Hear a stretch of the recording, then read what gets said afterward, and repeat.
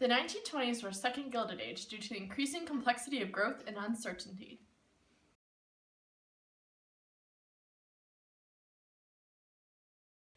During the 1920s, music became a bigger part of American culture.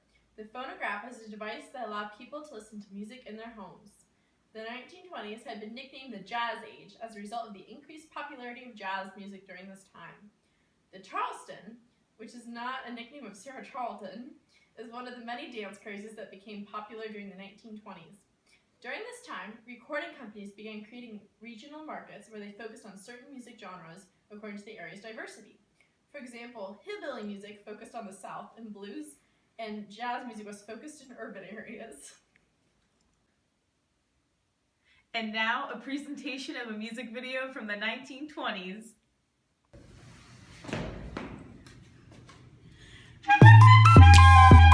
Wiggle, wiggle, wiggle. Wiggle, wiggle, wiggle. Wiggle, wiggle, wiggle. Wiggle, wiggle, wiggle. Wiggle, wiggle, wiggle. Wiggle, wiggle, wiggle. Wiggle, wiggle, wiggle. Wiggle, wiggle, wiggle. Wiggle, wiggle, wiggle. Wiggle, wiggle, wiggle. Wiggle, wiggle, wiggle. Wiggle, wiggle, wiggle. Wiggle, wiggle, wiggle.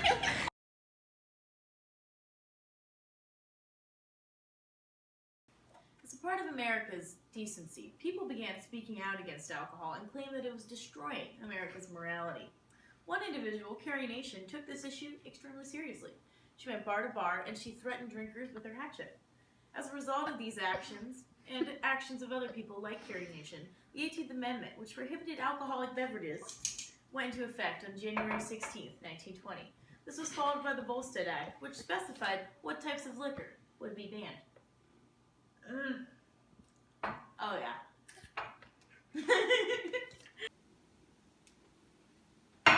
Nikki, give me another one. Let me up. Another drink. Come on, Nikki. Come on.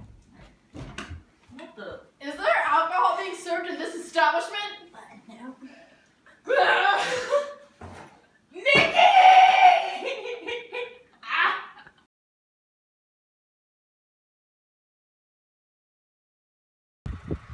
The Big Three was a group of car companies comprised of Ford, GM, and Chrysler that gained immense success in the 1920s. This was in part due to Henry Ford's new method of mass production.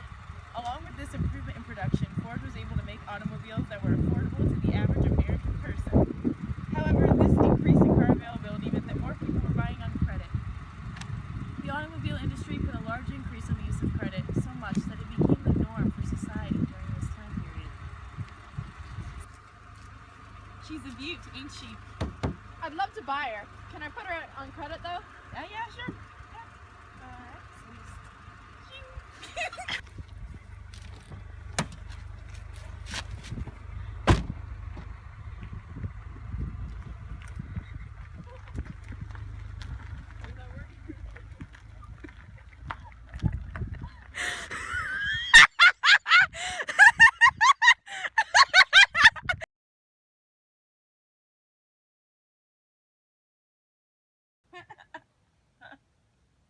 Children often worked in factories in the years leading up to the Great Depression. The early 1900s saw the creation of various child labor reform groups in the United States. While many laws were passed during this time, people desired a federal law to put an end to child labor. In the early 1900s, some laws were passed by Congress but declared unconstitutional by the Supreme Court. With the Great Depression and the loss of many adult jobs, there were many people who felt that all available jobs should go to adults rather than children. The National Industrial Recovery Act primarily set standards for child labor in order to reduce the number of children working in factories.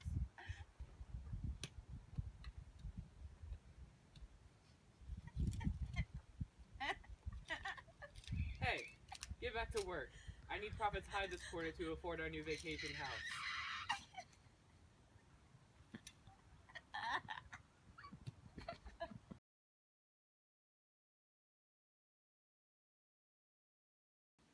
The Warren G. Harding scandals were solely based on money, and there is no evidence that Harding participated in these scandals. These scandals greatly bothered Harding, and he died of a stroke on August 2nd, 1923. Only after he died did the Teapot Dome scandal come to light to the public. One of the scandals was with Attorney General Harry Daugherty, who took bribes from businessmen, bootleggers, and others. He did go to jail after a hung jury was unable to convict him. Charles Ford, the director of the Veterans Bureau, stole or misused nearly $250 million of government money. He was indicted for fraud and bribery concerning government hospital supply contracts. Harding allowed him to escape abroad and resign, but he was eventually arrested. The Teapot Dome Scandal. The Secretary of the Interior, Albert Fall, had 2 oil deposits put under the jurisdiction of the Department of the Interior. One of them was called the Teapot Dome, which was the reserve in Wyoming. Albert Fall leased these reserves to private companies and earned copious amounts of money. He was later convicted and sent to prison in 1929. Look at all the money we have this year for social reform.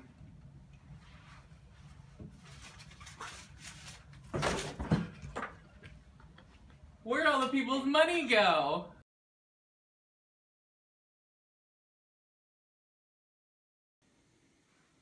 The immense cost of World War I raised taxes greatly for all Americans.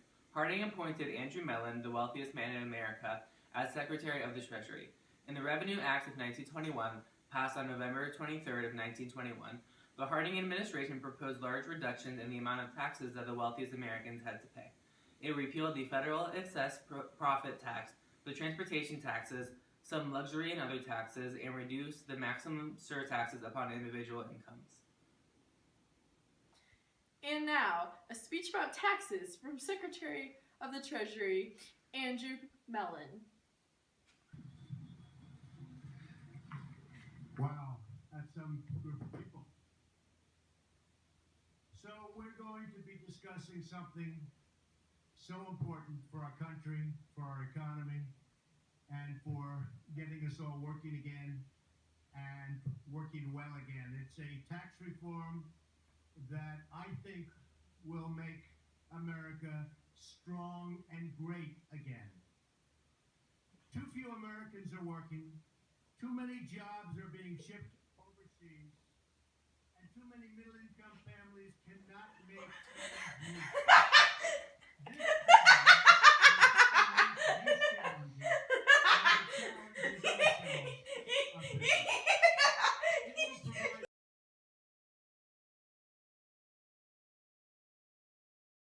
The 1920s is a second Gilded Age because it closely parallels unseen horror of the first Gilded Age. In the first Gilded Age, there was much corruption in politics as big businesses had an enormous influence over the United States government. Both President McKinley and Harding failed to take action to support American citizens, and instead they incorporated the interests of the wealthy and big business into the fibers of American politics.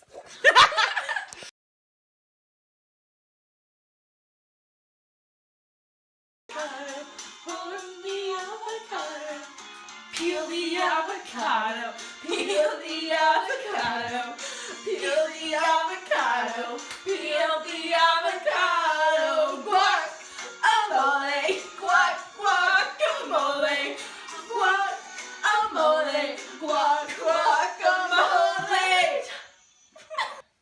Alright, go. Mellon from Pittsburgh. Do you know that? Just a little trivia for you. I'm sorry. You're like, pull it together, pull it together. Alright. Hold on. Okay. Whenever you're ready, Alex.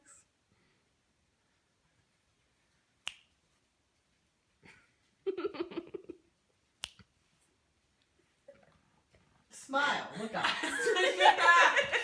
Okay, everybody take a fucking second. You sat there. I know. Because I was waiting for you to stop laughing, for you to shut up, and for you to stop snapping.